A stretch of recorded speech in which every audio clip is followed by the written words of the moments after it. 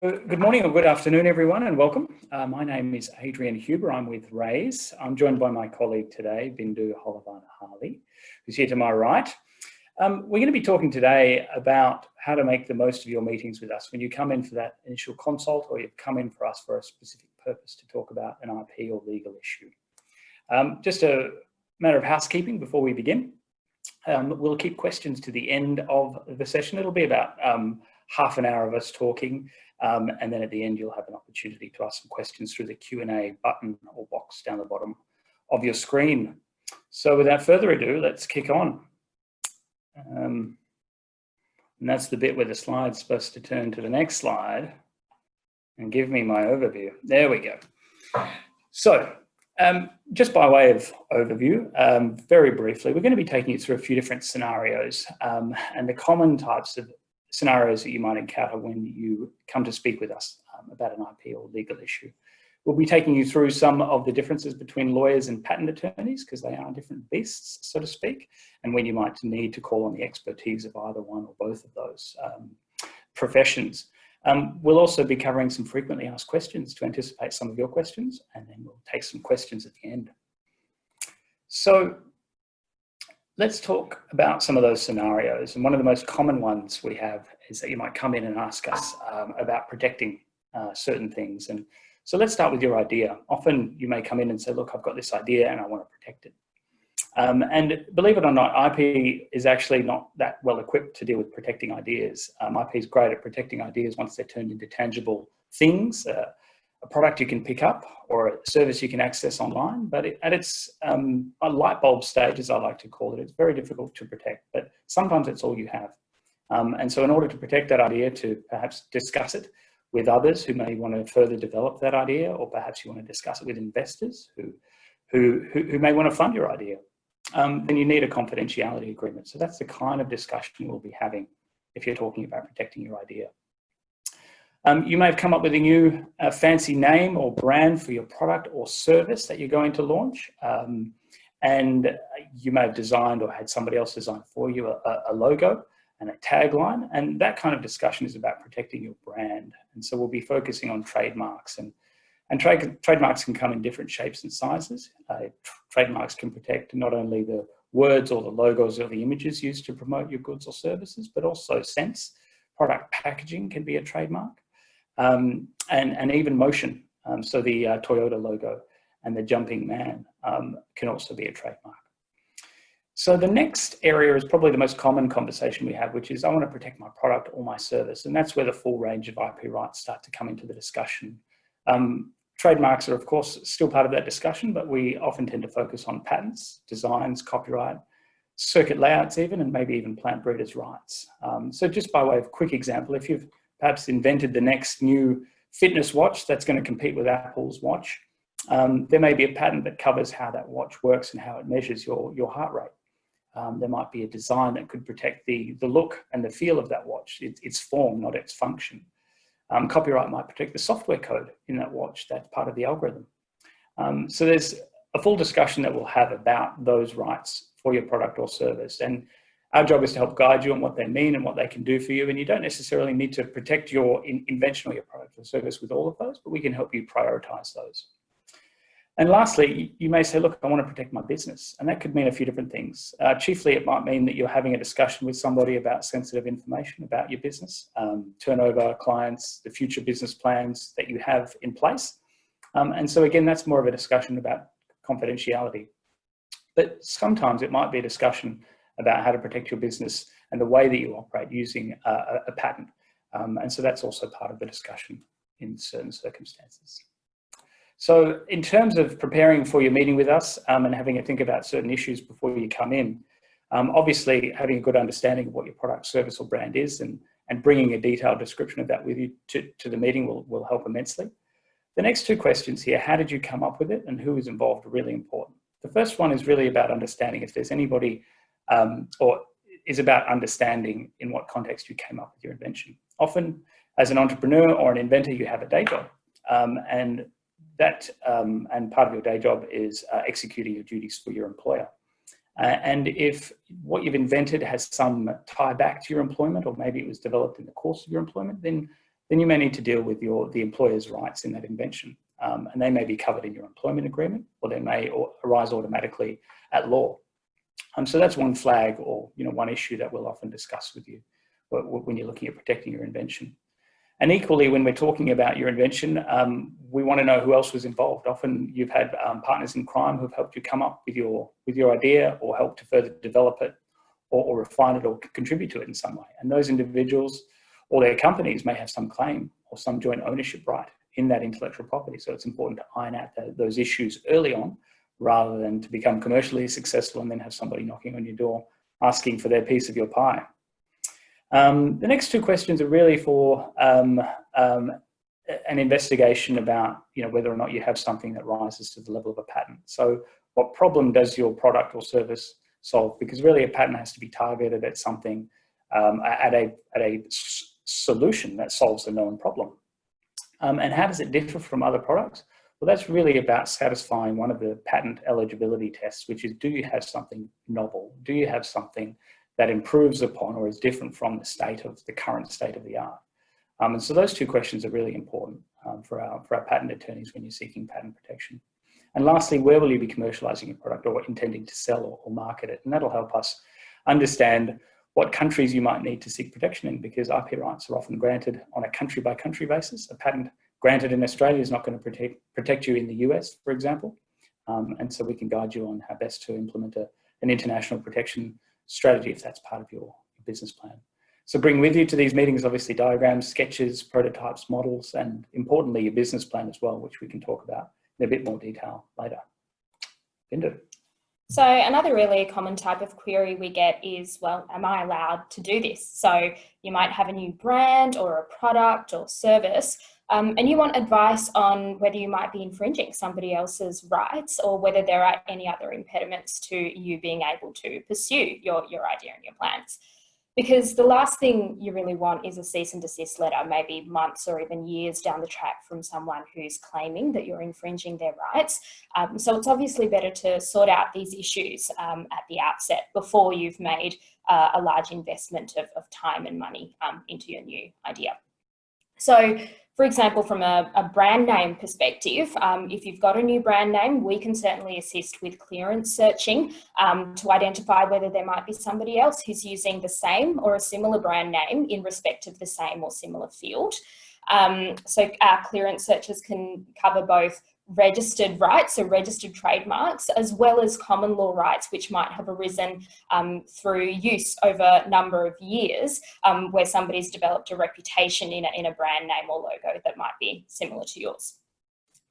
In the same vein, if you've got a new product or process or service, you might need to know whether there are other IP rights that you may be infringing if you were to proceed with providing or supplying that product. So we're looking at things like patent or design rights there. And again, we can conduct freedom to operate searches to identify any registered rights that may prevent you from pursuing that product or process.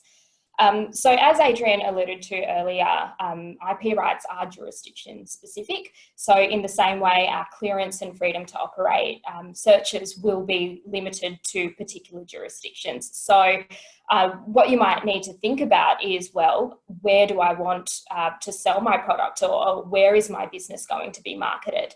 And if that includes jurisdictions in addition to Australia, you might want to make a list of key markets so that we can conduct these clearance and freedom to operate searches in all of your key markets. So you don't end up in a situation where you can market your brand or your product in one market, but in not another. It's not just clearance searching, which relates to this sort of am I allowed to question. There may also be other legal rights or issues with what you plan to do. So for example, this arises really often in the copyright situation. For example, your business idea may involve the creation of content that draws upon a number of different sources. It may include online content, it may include content that's said to be in the Creative Commons or from social media. So you might need advice advice from a copyright perspective on what you can and can't use, what the limitations of that use are, and who you might actually need to get permission from in order to pursue your plans. As Adrian alluded to earlier as well, there might be some ownership issues with your IP, whether an employer or perhaps a collaborator has some ownership rights on the IP that you're planning to develop and put into your products and services. So at that stage, we would need to undertake a review of, for example, any relevant contracts or agreements to make sure you're actually allowed to progress in the way that you want to.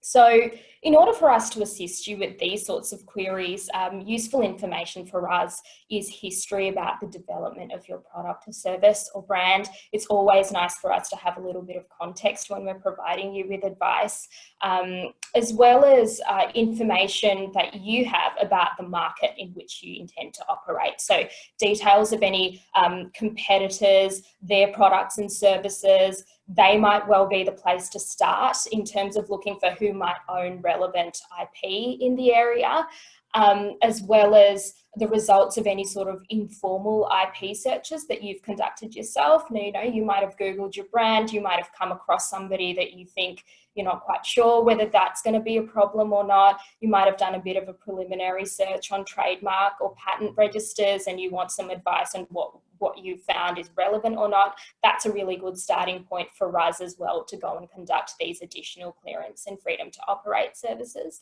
And with respect to the ownership issue, any copies of relevant employment or other contracts will be really relevant for us to assess that issue, as well as information on who might have been collaborating with you in the development of your ideas and your brand.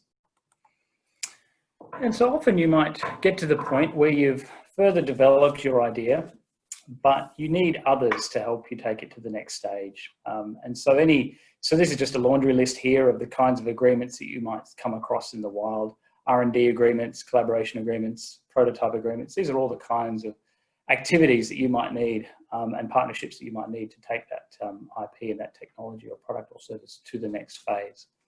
And these are really important because the output of these agreements is often new intellectual property. And so in order to be able to commercialize that down the track, you want to make sure that you have sufficient rights or ownership or a combination of both to that intellectual property that comes out of these agreements so that you're able to do that unfettered and that you don't have anybody, again, coming knocking on your door when you're successful, looking for a piece of the action.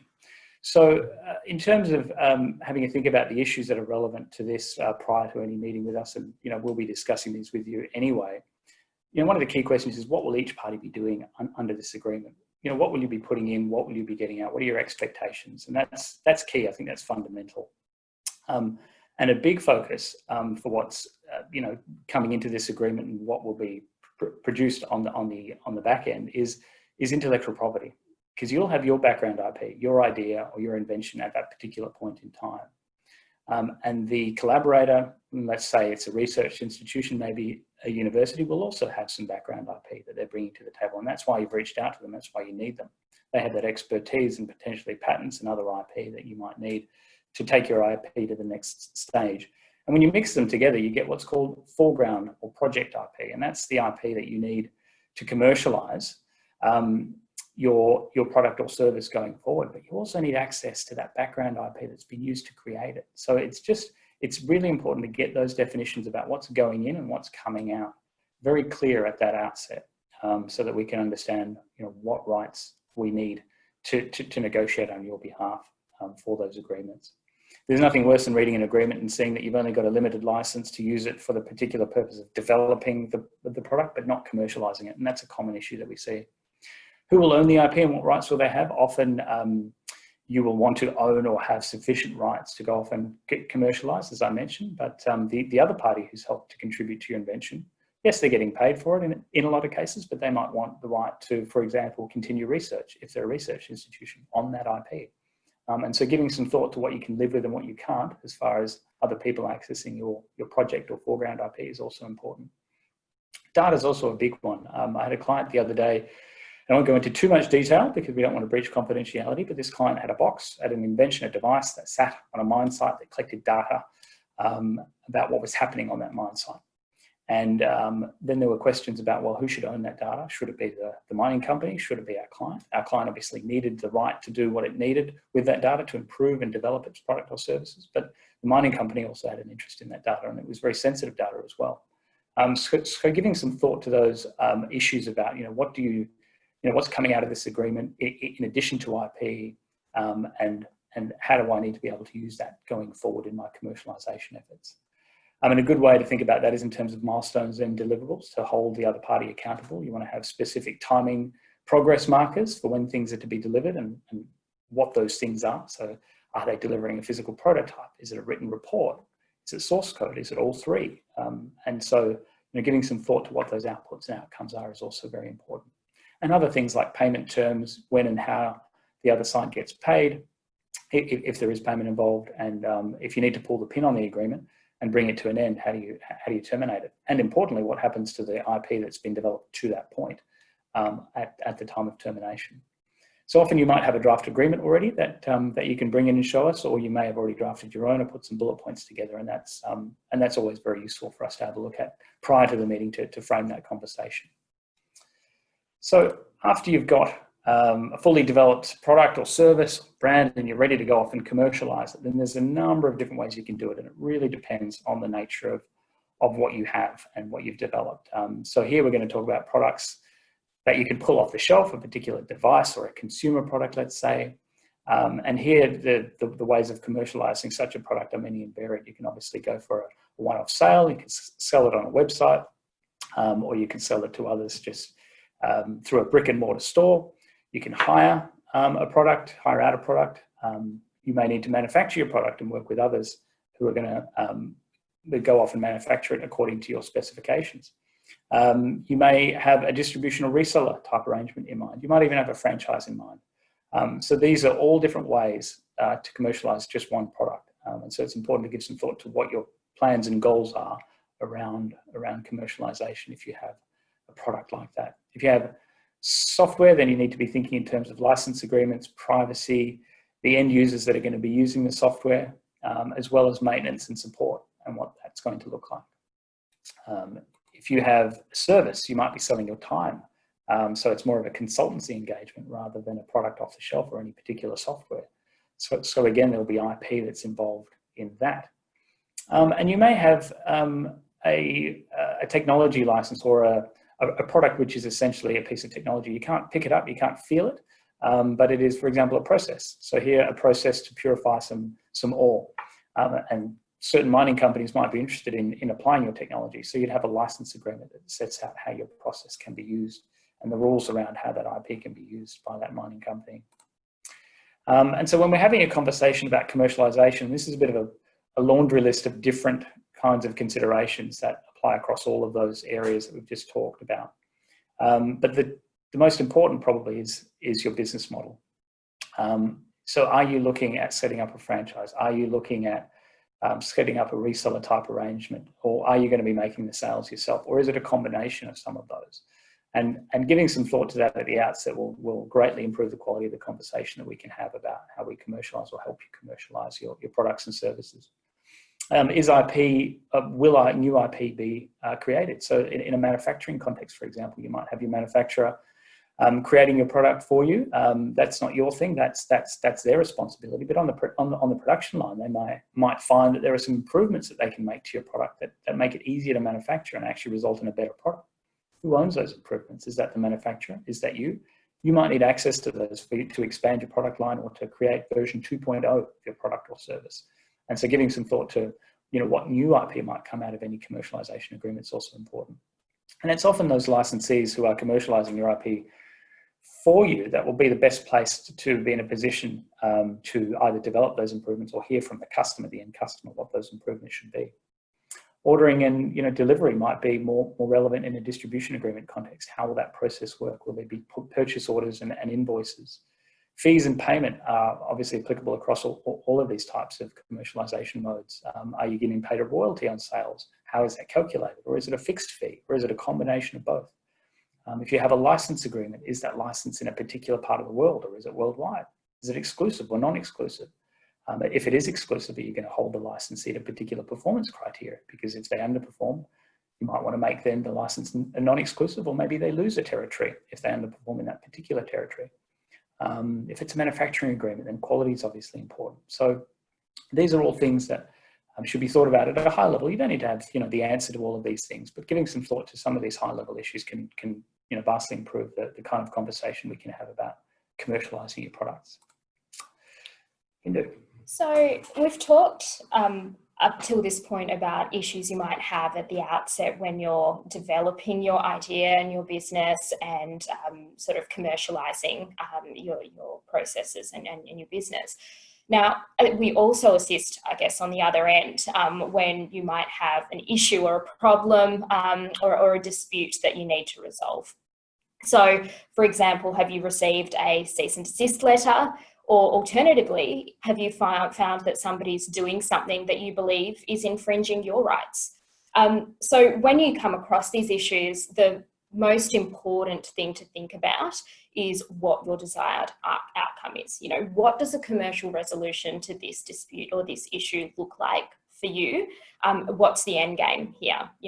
And how much really is on the line here, and is it something to live and die by? So for example, if you're a plaintiff and you want to assert your rights against somebody else, you might want to give thought to, whether you want to stop the other side, whether you're looking for compensation for the damage that you've suffered as a result of their conduct. You might also be looking alternatively for some sort of apology or retraction if they've made some sort of misleading or deceptive statements. On the other hand, you might be looking to simply coexist with them, for example, from a brand perspective, as long as each party has rules and guidelines about exactly how it is that they're going to use their respective brands. On the other side, if you're on the receiving end of some sort of cease and desist or demand, you might want to think about whether you really want to continue doing what you're doing, because it's really important to your business, at which point you'll need to think about, how am I going to defend this issue that's been raised and what are my arguments? Alternatively, if this product or process or brand is not something that you've invested heavily in or is not something that is making you a lot of money, you might be prepared to simply, capitulate and abandon ship. So you need to think about what it is that you're prepared to live with and what you want as a resolution to this dispute.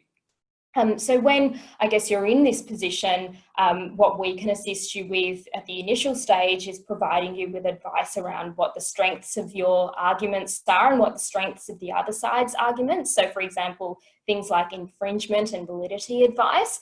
And then beyond that, it's a question of, I guess, how what strategy you want to adopt to pursue a resolution to the dispute. So I guess some of the information that's really useful to us in providing the required advice would be a detailed chronology of what's happened, who said what, when was this issue raised, who's done what, and what's the problem.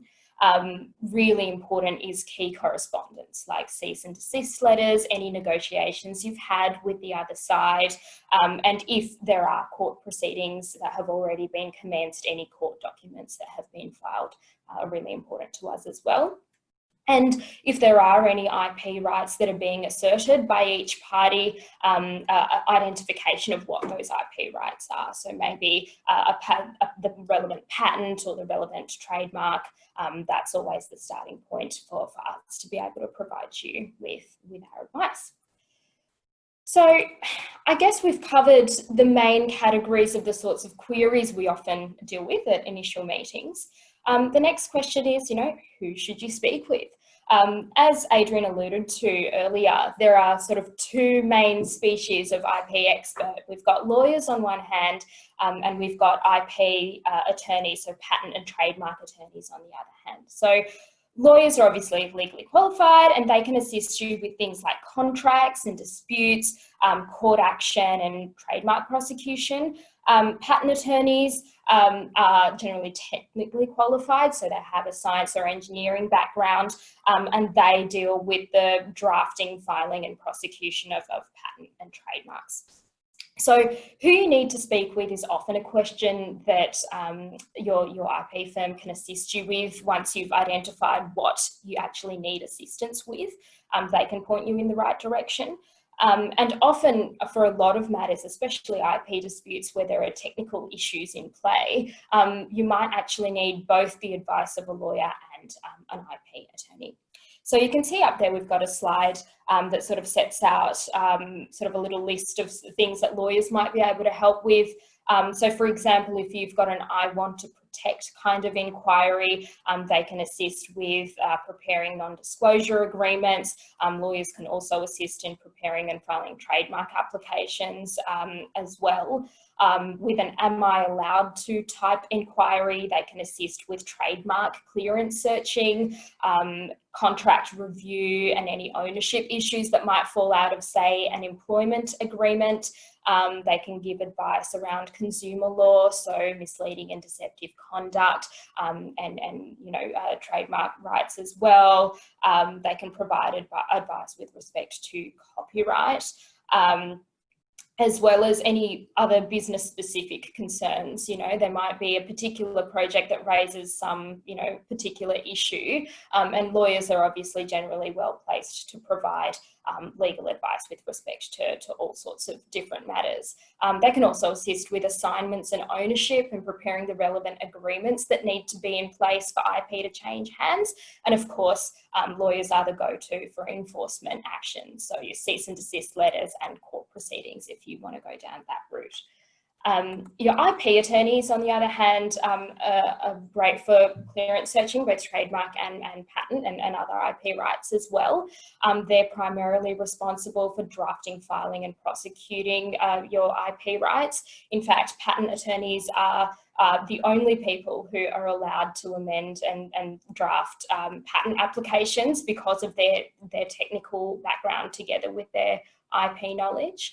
Another really important role that your IP attorney plays, particularly a patent attorney with relevant technical expertise, is to provide technical assistance to lawyers with respect to all sorts of issues. They may arise at, you know, a contractual stage, but quite often they do arise with respect to IP disputes surrounding technical matters such as patent infringement.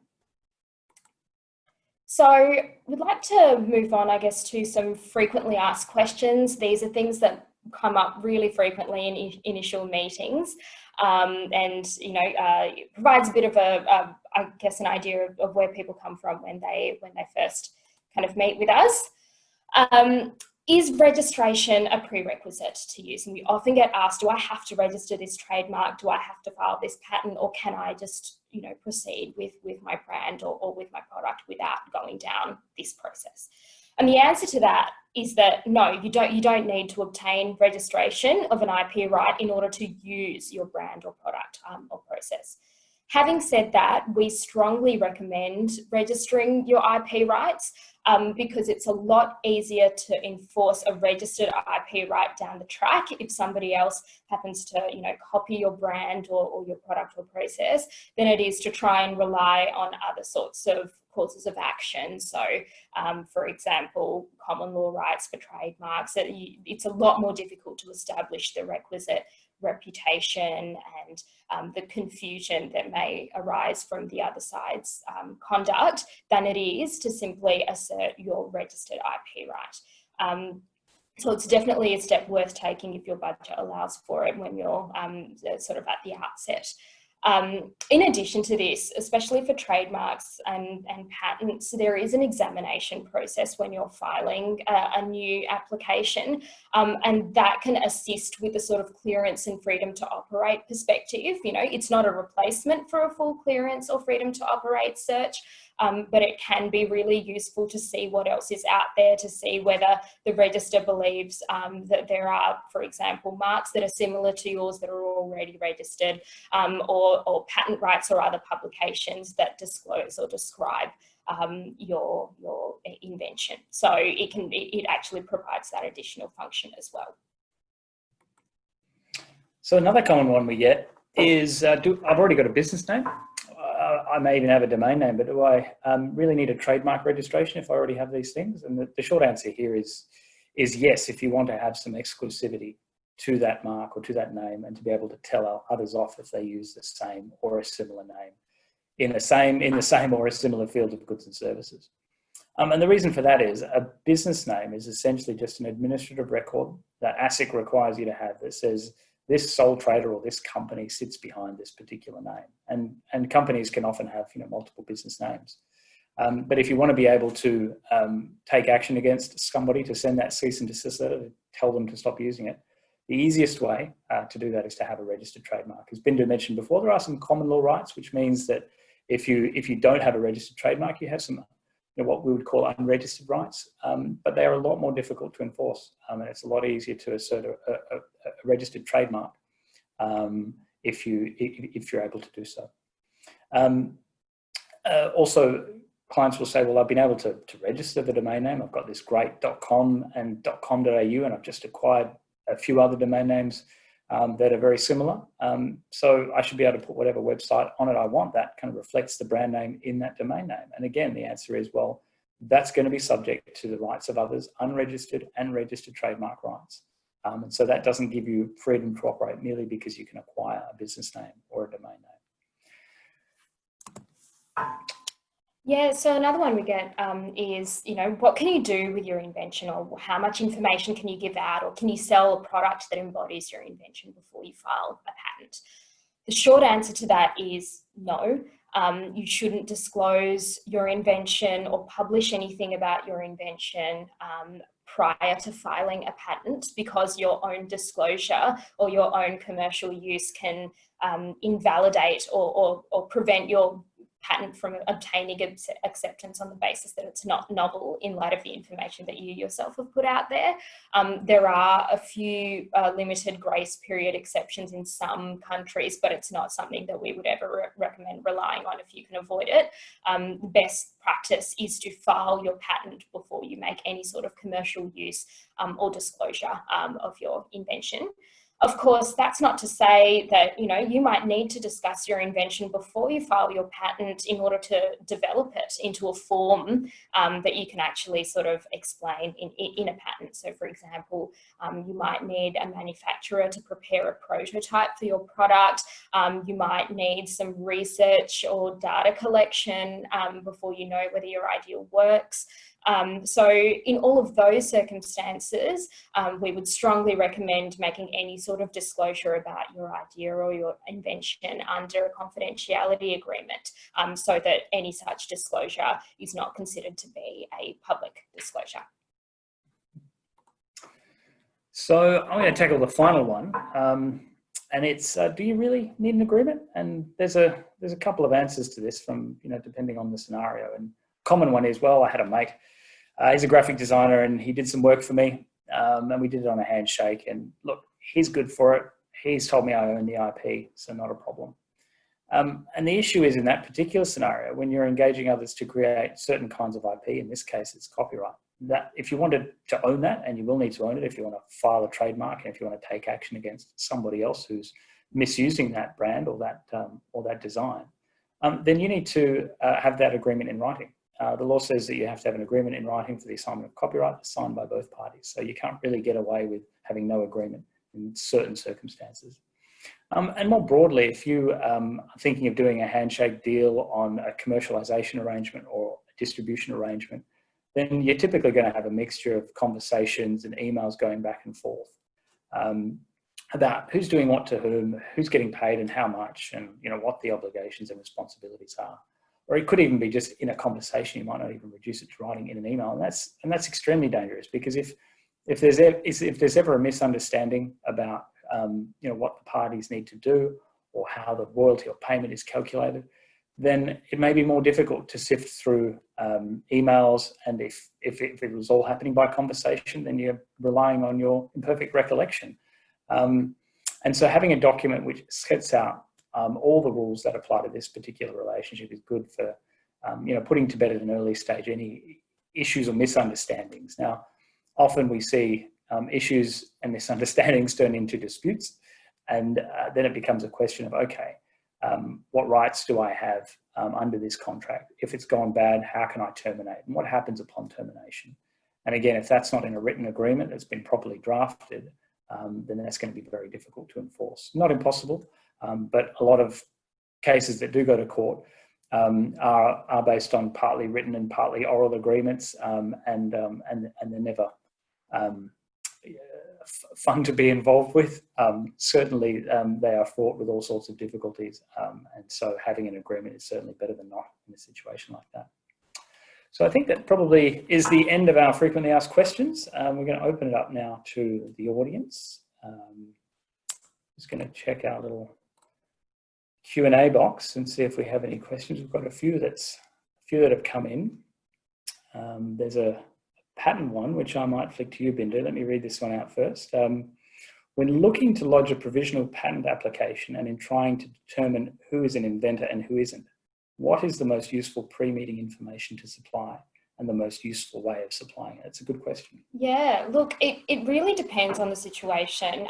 Any contracts that relate to, for example, if you're a researcher at a university, you know, what does your employment contract say about, you know, the ownership of IP? But I guess your question is more in relation to how to identify an inventor. And firstly, I guess it's identifying what the inventive concept is behind your patent, your invention, you know, and then once you've identified what that really inventive concept is, it's a question of identifying who has contributed to the development of that. So, for example, someone who may have been involved in like carrying out tests but they were told what to do, they would not be, you know, an inventor. But just an explanation of who has been involved in the development of that inventive concept and what their contributions have been. So, you know, if you have any of that in writing, great. If you have,